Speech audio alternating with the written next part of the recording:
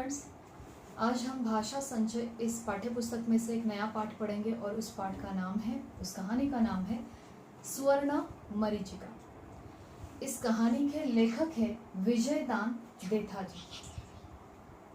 स्वर्ण मरीचिका, इसका अर्थ होता है आभास, जिसे हम मृगजल कहते हैं, जिसके पीछे हम दौड़ते रहते हैं। और वो मरीचिका, वो जो मृग का आभास है, वो आभासी होता है। वहाँ पर कोई मृग नहीं होता। जैसे हम कहते हैं कि रेगिस्तान में जब हम जाते हैं तो दूर रेत की लहर जो है, वो रेत उड़ती हुई हमें नज़र आती है और वो जो रेत है वो हमें पानी का आभास देती है। हम पानी समझकर, पानी की लहर समझकर वहाँ तक पहुँचते हैं तो पता चलता है कि पानी तो वहाँ था ही नहीं, वो तो रेत की लहर थी। तो ये होता है मरीचिका, यानी आभास हो उस चीज़ का, उस बात का। इस पाठ में जो इस कहानी का मुख्य पात्र है वो भी किस प्रकार से साधु से वरदान प्राप्त करता है और लोभ में आकर, लालच में आकर उस सोने के मरीचिका के पीछे दौड़ता रहता है और अंत में उसे कुछ भी प्राप्त नहीं होता। तो इस प्रकार की ये कहानी है। इस कहानी में हम पढ़ेंगे कि इंसान को लोभ और लालच, मोह, इन सारी चीज़ों से बचना चाहिए, क्योंकि जितना इंसान लोभ, लालच, मोह में फंसता है उतना उसका हाथ खाली रह जाता है, उसे कुछ भी प्राप्त नहीं होता। तो चलिए कहानी पढ़ना शुरू करते हैं। कहानी का नाम है स्वर्ण मरीचिका।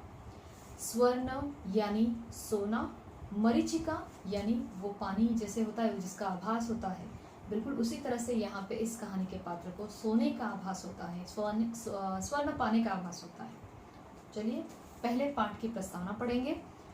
यह कहानी प्रसिद्ध कथाकार विजयदान देथा द्वारा रचित है। लोक कथा शैली में रचित इस कहानी स्वर्ण मरीचिका में मनुष्य के लोभ, लालच को अनूठे ढंग से अभिव्यक्त किया गया है। अनूठा यानी अनोखा ढंग। इसमें दर्शाया गया है कि किस प्रकार एक लोभी व्यक्ति असंख्य धन संपदा का स्वामी बनने का स्वप्न देखते देखते निर्धारित समय खो बैठा। निर्धारित यानी तय किया गया समय, जो समय डिसाइड हो गया था, तो उसका लालच इतना बढ़ गया कि उसको और ज्यादा धन चाहिए था और वो स्वप्न देखते देखते, भागते भागते वो जो उसको समय दिया गया था वो खो बैठता है। सोने के प्रति उसकी लालसा मरुभूमि में जल के पीछे भागते हुए मृग के समान अतृप्त ही रह गई। तो सोने के प्रति उसकी जो लालच था, उसका जो लालसा थी उसे पाने की, मरुभूमि यानी रेगिस्तान में जल के पीछे भागने वाला जो मृग होता है यानी हिरण, बिल्कुल उसी तरह से उसकी इच्छा भी अधूरी रह गई, अतृप्त रह गई। यह कहानी हमें समय का महत्व बताने के साथ साथ, तो ये कहानी हमें समय का महत्व तो बताती ही है, साथ ही साथ लोभ, लालच त्यागने के लिए प्रेरित करती है। यानी हमें लोभ, लालच से बचना चाहिए और इनसे दूर रहना चाहिए। ठीक है, तो इस बात की प्रेरणा हमें इस कहानी से मिलती है। तो चलिए अब कहानी पढ़ते हैं। एक पहुंचे हुए संत ने किसी गांव में धुनी जगाई। यानी पहुंचे हुए संत यानी एक बहुत महान संत गांव में आए, उन्होंने गांव में धुनी जगाई। उनके दर्शनों को सारा इलाका उमड़ पड़ा। तो उनके दर्शन करने के लिए बहुत पहुंचे हुए महान साधु थे, किसी गांव में आके बस गए और जैसे ही उनके आने की खबर लोगों को मिली तो उनके दर्शन करने के लिए गांव के सारे लोग उमड़ पड़े, मतलब भीड़ हो गई बहुत। एक जाए और 21 आए, मतलब एक चला जाता तो 21 दर्शन करने के लिए आ जाते। भक्तों का तांता लग गया। तांता लगना ये मुहावरा है, तांता लगना मतलब कतार, भीड़ लगना। तो भक्त जो है वो संतों के भक्त जो है उनकी एक लाइन सी लग गई वहां पे। इस भीड़ में एक भगत निराला निकला। तो संत देख रहे थे बहुत सारे भगत आ रहे थे, लेकिन एक भक्त उसमें निराला था। भगत यानी भक्त। वह आते ही हाथ जोड़कर एक पांव पर खड़ा हुआ। वो आया, एक भक्त आया, एकदम अलग था, निराला था सबसे, दर्शन किया और फिर एक पैर पे वो हाथ जोड़कर ऊपर ऐसे एक पाँव पर खड़ा हो गया, जैसे हमें यहाँ पे चित्र में दिखाया गया है। सो पखवाड़े तक बूत की तरह खड़ा रहा। पखवाड़ा यानी 15 दिन, बूत यानी मूर्ति। तो 15 दिन तक, पूरे 15 दिन तक मूर्ति की तरह वैसे ही खड़ा रहा, न कुछ मांगा न कुछ बोला। तो उस भगत ने संत से ना कुछ मांगा, ना कुछ प्रार्थना की, ना कुछ कहा। तो महात्मा खुश हो गए। महात्मा ने खुश होकर कहा, बच्चा, तेरी भक्ति से मैं बहुत प्रसन्न हुआ। बोल, तेरी क्या कामना है? मोक्ष पाना चाहता है या जीते जी स्वर्ग जाना चाहता है? तो जिस प्रकार से वो 15 दिन एक पैर पर खड़ा रहा मूर्ति की तरह, और ना उसने कुछ मांगा ना कुछ प्रार्थना की संत से, तो वो संत महात्मा खुश हो गए और उन्होंने खुश होकर क्या कहा कि तुम्हारी भक्ति से मैं बहुत प्रसन्न हूँ, बताओ तुम्हारी कामना क्या है? कामना यानी इच्छा। मोक्ष चाहिए या स्वर्ग जाना है? मोक्ष यानी इस संसार से मुक्ति चाहिए या फिर तुम्हें स्वर्ग में जाना है? भगत उसी तरह अविचल खड़ा रहा। अविचल यानी स्थिर, न हिला न डुला, न आंखें खोली न होठ खोले। मुंह पर पानी के छींटे मारने पर उसकी समाधि टूट गई। तो उसने कुछ जवाब नहीं दिया, तो उसके मुंह पर पानी के छींटे मार दिए गए, तो उसकी समाधि टूट गई। उसने आंखें खोली, वह बोला, पहले वचन दे तो मैं मांगू। तो सामने से उस भगत ने क्या कहा, आप पहले मुझे वचन दीजिए कि आप मेरी जो भी इच्छा है उसे पूर्ण कर देंगे तो मैं मांगू। मेरे मुंह से निकली बात को तू वचन ही समझ और निसंकोच बता। निसंकोच यानी बेझिझक, बिना हिचकिचाहट तू बता दे कि तू क्या चाहता है। उनके चरणों में शीश नवाकर, तो साधु संत ने उसे क्या कहा कि जो मैंने बताया है वो मेरे वचन ही है, और बेझिझक बिना हिचकिचाहट तू बता दे मुझे कि तुझे क्या चाहिए। तो भगत ने क्या किया, उनके चरणों पर अपना शीश नवाया। नवाना यानी झुकाना, शीश यानी सिर। भगत ने उनके सामने सिर झुकाकर क्या कहा, वह कहने लगा, ना मुझे स्वर्ग चाहिए और ना ही मोक्ष। हम दुनियादारों के लिए स्वर्ग नरक तो यही है, हमारे लिए तो स्वर्ग भी यही धरती पर, नरक भी यही धरती पर। हाथ में खूब सारा पैसा हो तो यह दुनिया स्वर्ग से भी बढ़कर है। अगर बहुत सारा पैसा हमारे हाथ में है तो ये जो सारी दुनिया है ये हमारे लिए स्वर्ग से भी बढ़कर है। तो मुझे ये मोक्ष नहीं चाहिए, ना स्वर्ग में जाना है। मैं इसी जन्म में जीने का मजा लूटना चाहता हूँ, तो जीवन का आनंद मैं लेना चाहता हूँ। पैसों की कमी है, बेशुमार सोने की कामना है, बस आप पूरी कर दे। उसने कौन सी इच्छा प्रकट की? बेशुमार। बेशुमार मतलब जिसका कोई अंत नहीं। इतना सोना आप मुझे दे दो बस कि मेरी इच्छा पूरी हो जाए, बस यही एक मेरी इच्छा है कि आप मुझे बहुत सारा सोना प्रदान कर दो। सोना यानी गोल्ड, स्वर्ण, ठीक है। यह सुनकर महात्मा जी को धक्का लगा, क्योंकि उन्हें तो लगा था कि ये बहुत ही अच्छा भगत है, सच में भक्ति के भाव से ये इस प्रकार से भक्ति कर रहा है, लेकिन ये तो संसार में अटका हुआ है, मोह माया में अटका हुआ है।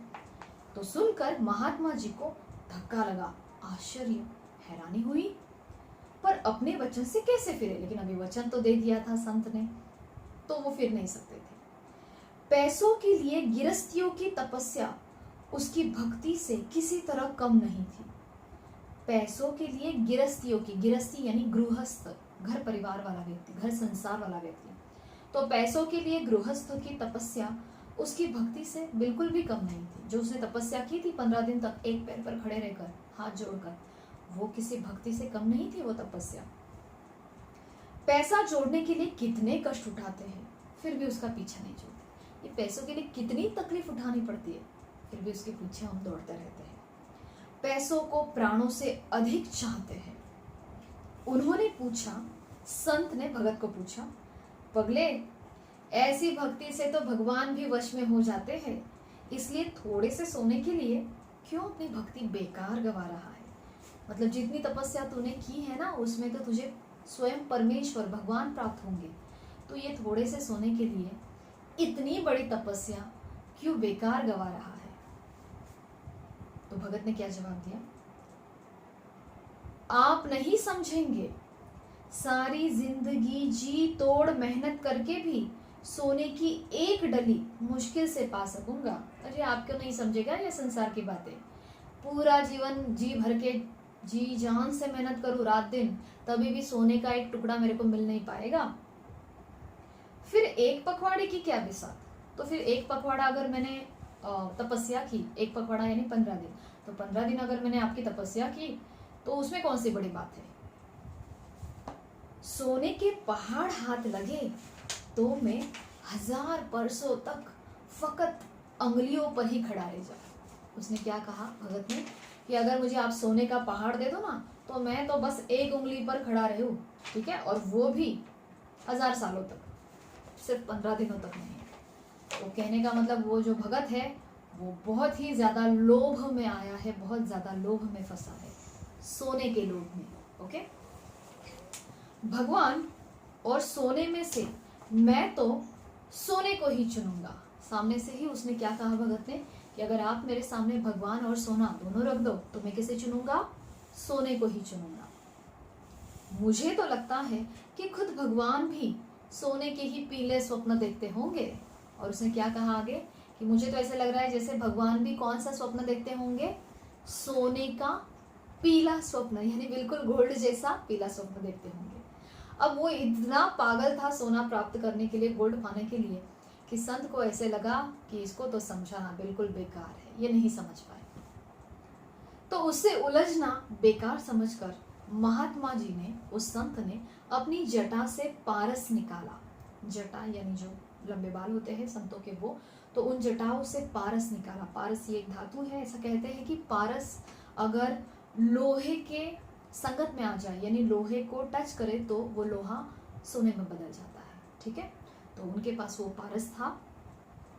जटा से उन्होंने पारस निकाला और वे बोले, वचनों से मैं बंधा हूं, मैंने तुझे वचन दिया है तो मैं बंधा हूं वचन से, तेरी कामना पूरी करनी ही पड़ेगी।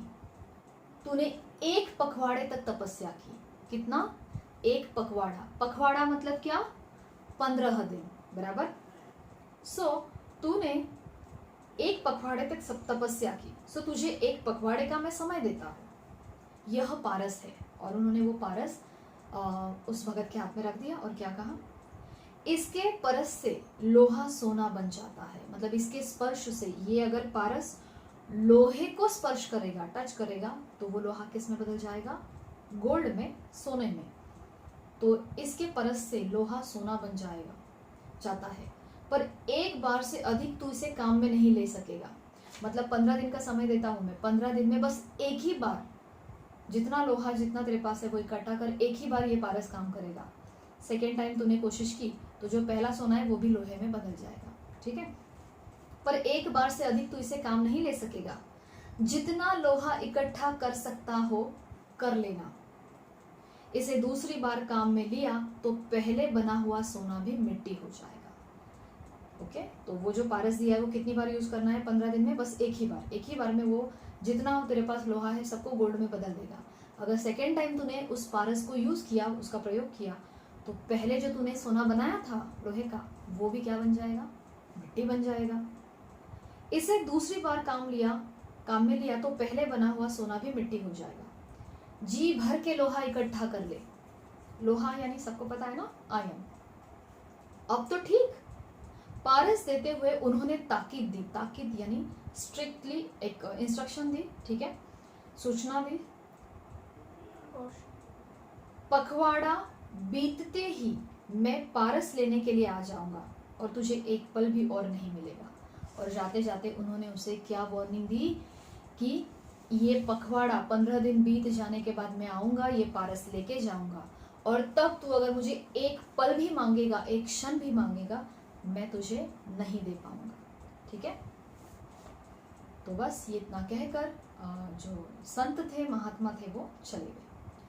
पारस मिलते ही भगत वहां से बेतहाशा भागा। बेतहाशा मतलब बहुत जोर से भागा, क्योंकि अब उसके दिमाग में एक ही बात थी कि जितना हो सके सारा लोहा इकट्ठा कर लो और एक ही साथ सबको सोने में बदल दो। सीधे अपने घर पहुंचा, सोचने लगा जो जो लोहा हाथ लगता है त्यो तो सोना बनता जाता तो ठीक रहता। तो जितना लोहा पॉसिबल है उसने सब इकट्ठा करना शुरू कर दिया। कितने अफसोस की बात है, आज घर में ज्यादा लोहा ही नहीं। उसको बहुत दुख हुआ कि आज पता नहीं क्यों घर में लोहा बहुत कम दिख रहा है।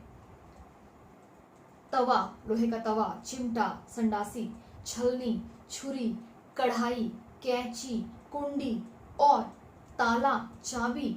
कितनी लोहे की छोटी छोटी वस्तुएं घर में जितनी भी है, तवे से लेकर ताला, चाबी तक, कैंची तक, कढ़ाई तक, सब उसने इकट्ठी कर दी। और सोचने लगा लेकिन इतने से क्या होगा, ये तो बहुत कम लोहा है। जब लोहे की सीमा नहीं तो फिर सोने की सीमा क्यों रहे। उसने क्या सोचा, लोहा तो बहुत है दुनिया में, तो लोहे की कोई सीमा नहीं है, लोहे को कोई लिमिट नहीं है, तो सोना बदलने में क्यों लिमिट रहे, तो मैं और लोहा इकट्ठा कर लूं। बूढ़ी माँ ने कहा, बेटे घर का लोहा काफी है। उसकी बूढ़ी माँ ने उस भगत को, बूढ़ी माँ ने समझाया कि बेटे ये घर का लोहा काफी है, कढ़ाई, तवा, चिमटा, इतना सब तो है। तू अपार लोहे का लालच मत कर, तू ज्यादा लोहे के बारे में सोच मत। हाथ आए पारस को तू अभी बरत ले। बरत ले मतलब उसको यूज कर ले, उसका प्रयोग कर ले। जो तेरे पास पारस है उसको अभी उसका प्रयोग कर ले तो अच्छा है।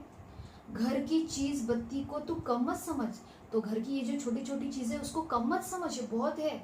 अभी उस पारस का उपयोग करके सबको सोने में बदल दे। एक दफा इस सोने को देख लूं तो मेरी मुक्ति हो जाए।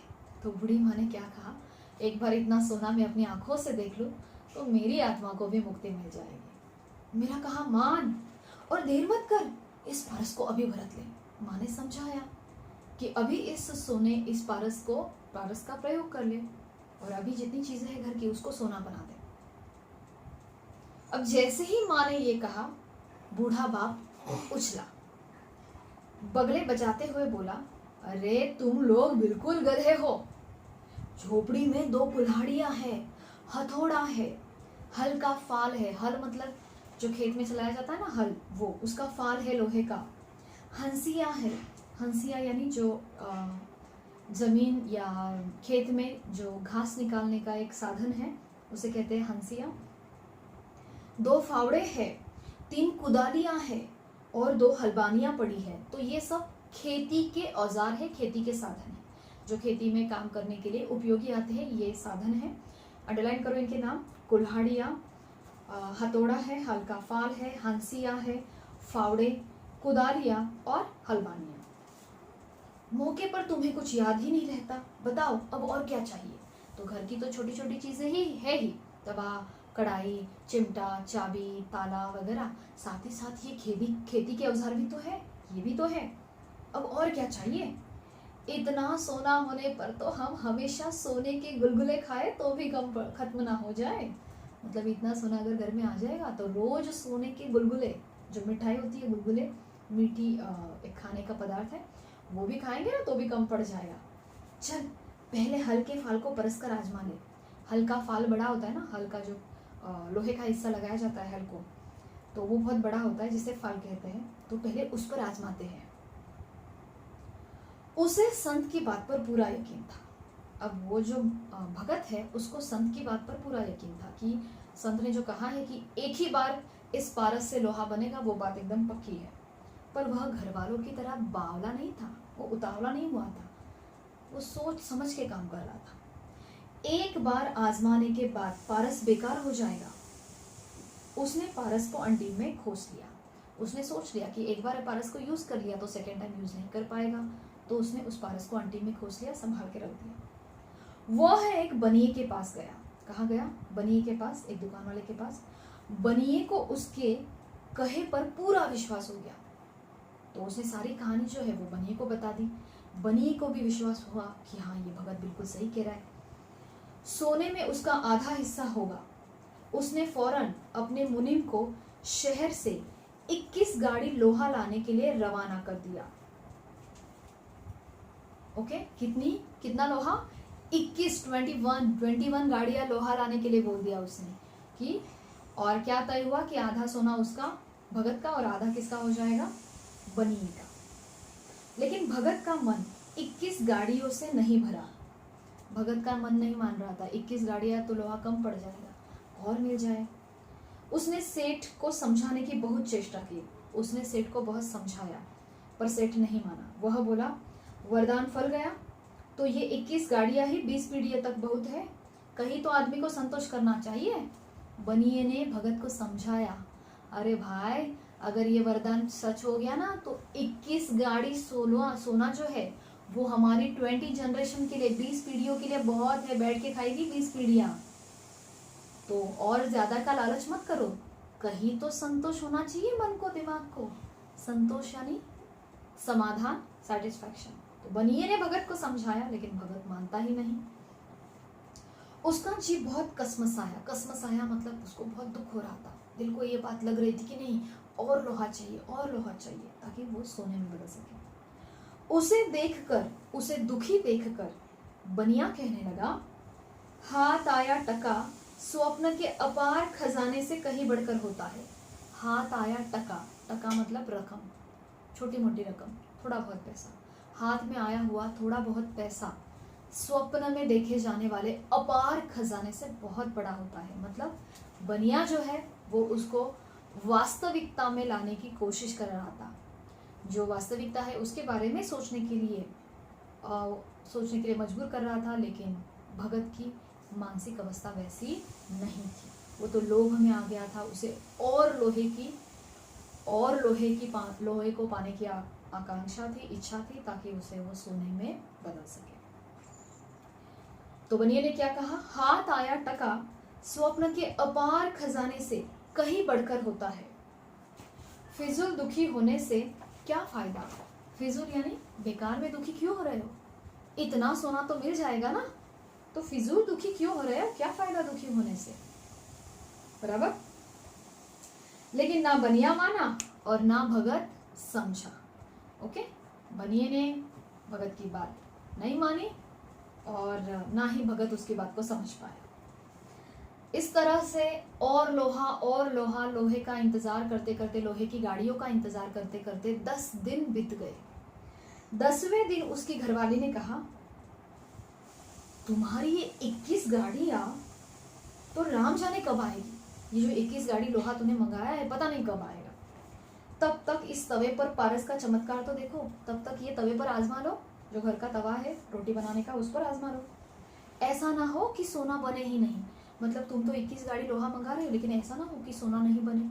तो एक काम करो, पहले तवे पर आजमा लो। मैं हर रात स्वप्न में चंद्रहार बंधा देखती हूँ। तो वो भी लालच में आ गई है, मैं हर रात सोने के हार का सपना देखती हूँ। इस तवे से काफी बड़ा चंद्रहार बन जाएगा। अगर ये तवा सोने का बन जाए तो मेरे लिए कितना बड़ा सोने का चंद्रहार बन जाएगा। पत्नी उसको समझाती है 10वें दिन पर, ठीक है। लेकिन भगत नहीं मानता है। देखो यह कैसे हो सकता है, मैंने महात्मा के ऐसे ऐसे चमत्कार देखे हैं कि एक बार भी आप आंखों पर भरोसा ना हो। अरे पारस का परस होते ही लोहा सोना ना बने तो कहना। तो उसने पत्नी को समझाया कि ये कैसे हो सकता है, मैंने ऐसे बहुत बड़े बड़े चमत्कार देखे हैं।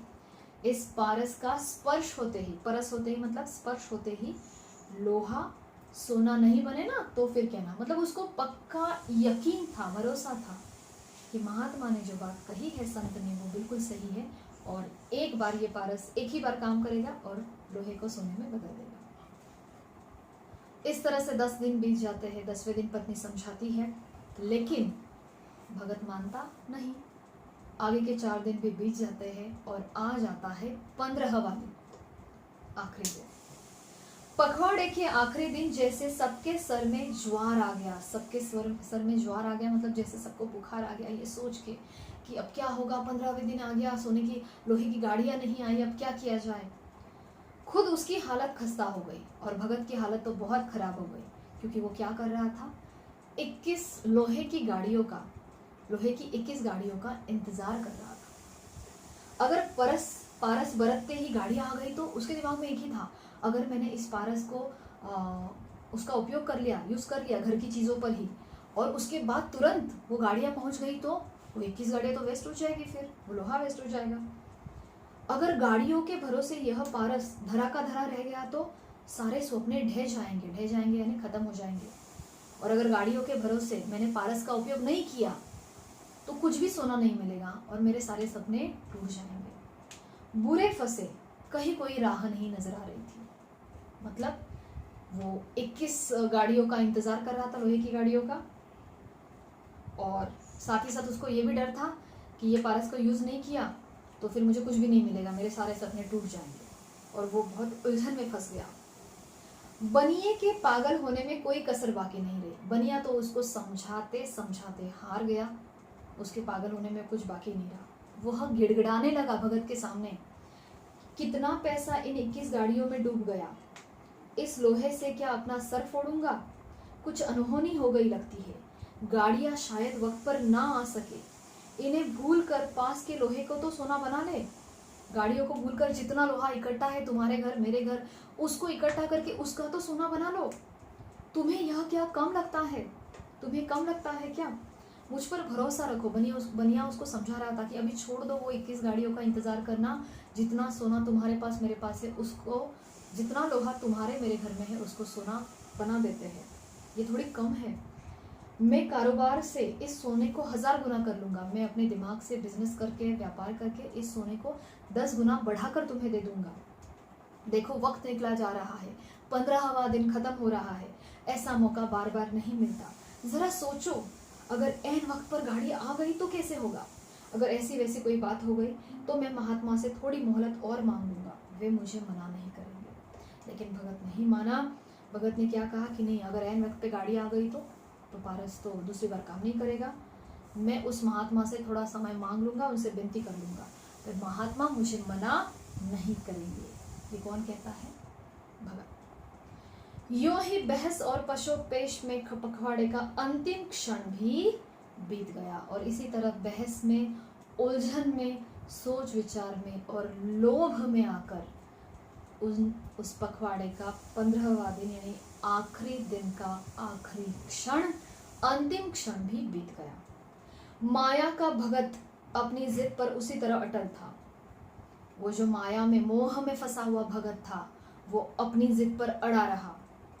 मगर महात्मा की नजर पड़ते ही उसकी सारी दृढ़ता जाती रही। लेकिन जैसे ही महात्मा का आगमन हुआ, पारस लेने के लिए जैसे ही महात्मा वहां पर पहुंचे, उसका वो सारा आत्मविश्वास कमजोर पड़ गया, उसकी सारी दृढ़ता गायब हो गई। आदमी को देखकर आदमी के कलीजे में कभी ऐसी आग नहीं भड़की होगी। उसकी आंखों के सामने समूची दुनिया धू धू जलने लगी, क्योंकि उसको अपने सारे सपने बिखरते हुए नजर आने लगे। और उस महात्मा को देखकर उसके कलेजे में जैसे आग भड़क गई। महात्मा उसके करीब आकर कहने लगे, अरे पगले, अब व्यर्थ चिंता करने से क्या होगा? समय तो बीत गया, पखवाड़ा पूरा तूने बिता दिया, अब व्यर्थ चिंता करने से क्या फायदा? समय अपनी चाल से चलता रहा और तू हाथ मलता रह गया। समय तो बीत गया, समय अपनी चाल से चलता रहा, बीत गया और तू हाथ मलता रह गया, कुछ भी नहीं कर पाया। अब तो पारस तुम्हें लौटाना ही होगा। अब पारस लौटाने का समय आ गया है, तो तुम्हें लौटाना होगा। वह संत के पांव पकड़कर बहुत गिड़गिड़ाया। तो उस भगत ने संत महात्मा के पांव पकड़े और बहुत गिड़गिड़ाया, मतलब उनसे प्रार्थना की, बहुत मिन्नतें की, विनती की, बस थोड़ी सी मोहलत और दे दे, थोड़ा सा समय दे दो महात्मा। पर संत नहीं पसीजा, लेकिन संत का हृदय नहीं पिघला, उन्हें दया नहीं आई। उन्होंने कहा, अब एक क्षण भी और नहीं मिलेगा। जब तक समय तेरे हाथ में था तो उसका लाभ नहीं उठा सका। अब समय हाथ से निकल जाने पर पछतावा करना निरर्थक है, बेकार है। समय चला गया, अब तो कितना भी पछताए कोई फायदा नहीं। उससे पारस लेकर वह अदिठ होने ही वाला था। अदिठ यानी अदृश्य, गायब। सो भगत के पास से वो पारस लेकर संत गायब होने ही वाला था कि उसका बूढ़ा बाप कमर से बंधी हुई चिमटी निकाल कर बोला, कम से कम चिमटी को तो सोना बना दो, मैं इतने में ही खुश हूँ। बूढ़ा बाप क्या कहा? बूढ़े बाप ने, ये चिमटी है छोटी, उसको तो बना दो सोना, मैं इतने में खुश हो जाऊंगा। लेकिन महात्मा अधीट हो गया। तब तक महात्मा गायब हो गया, पर उसकी आवाज सबको सुनाई दी। समय बीत गया, समय बीत गया, समय अनमोल है जो तुमने यो ही गवा दिया। महात्मा ने अदृश्य होते होते क्या कहा? समय बीत गया, समय बीत गया, समय अनमोल है जो तुमने यूं ही बेकार में गवा दिया। पारस पाने वाले उस लालची माया के भगत को, लोभी भगत को यह आज तक इल्म नहीं हुआ, उसको आज तक ये पता नहीं चला, उसको ये ज्ञान नहीं हुआ कि वह जिंदा है कि मर गया। तो लोभ में, लालच में डूबे हुए उस भगत को खुद को अब तक ये नहीं समझा कि वो जीवित है भी या फिर मर गया। ठीक है, तो यहाँ पर हमारी कहानी पूर्ण होती है। ये कहानी हमें क्या सीख देती है कि हर एक पल जीवन में बहुत कीमती होता है, तो समय का हमें अच्छा उपयोग करना चाहिए, सदुपयोग करना चाहिए, उसे व्यर्थ गंवाना नहीं चाहिए, और साथ ही साथ लोभ लालच में नहीं पड़ना चाहिए। ठीक है, अब कुछ प्रश्न देखते हैं। पहला प्रश्न, बहुवैकल्पिक प्रश्नों में से हम पहला प्रश्न पढ़ते हैं। स्वर्ण का अर्थ क्या होता है? मरीचिका, असंख्य, सोना या लालसा? सोना। यह कहानी किस चीज का महत्व बताती है? स्वर्ण, समय, मरीचिका या लालसा? समय। किसके दर्शनों के लिए सारा इलाका उमड़ पड़ा? किसके दर्शनों के लिए सारा इलाका उमड़ा? स्वर्ण, मरीचिका, संत या भगत? संत। भगत को किस चीज की कामना थी? भक्ति की, स्वर्ग की, मोक्ष की या स्वर्ण की? स्वर्ण की। संत ने भगत को क्या दिया? आशीर्वाद, स्वर्ण, पारस या जटा? पारस, तीसरा ऑप्शन, राइट। अच्छा, मौखिक के प्रश्न देखते हैं। इस कहानी के रचयिता कौन है? रचयिता यानी रचनाकार, लेखक तो कौन है? विजयदान देथा जी। इस कहानी के माध्यम से हमें क्या संदेश मिलता है? तो इस कहानी से हमें संदेश मिलता है जो हमें प्रस्तावना में दिया गया है कि हमें समय का महत्व बताने के साथ साथ ही लोभ लालच त्यागने की प्रेरणा ये कहानी देती है। ओके, उसके बाद यह कहानी कौन सी शैली में रचित है? तो लोक कथा, इस शैली में। ओके बच्चों, तो हमने इस कहानी के जो छोटे छोटे प्रश्न हैं वो सारे पढ़ लिए हैं। अब आपको इस पाठ के लिखित प्रश्न जो है वो पढ़ने हैं और उनके आंसर्स इस कहानी में से मार्क करने हैं। ठीक है, साथ ही साथ कहानी के जितने भी शब्दार्थ है वो आपको लर्न करने हैं। कहानी एक बार फिर से ध्यान से पढ़नी है, और अगर आपको कुछ डाउट्स है तो वो ज़रूर मार्क करने हैं। ओके, तो हमारा जो जूम लेक्चर होगा उसमें मैं आपको शब्दार्थ भी पूछूंगी, लिखित प्रश्नों के उत्तर भी हम डिस्कस करेंगे, और साथ ही साथ इस कहानी में जो कठिन शब्द है, जो आपके डाउट्स है वो भी हम डिस्कस करेंगे। ओके, तो बस आज के लिए ये कहानी हमने पूर्ण कर दी है।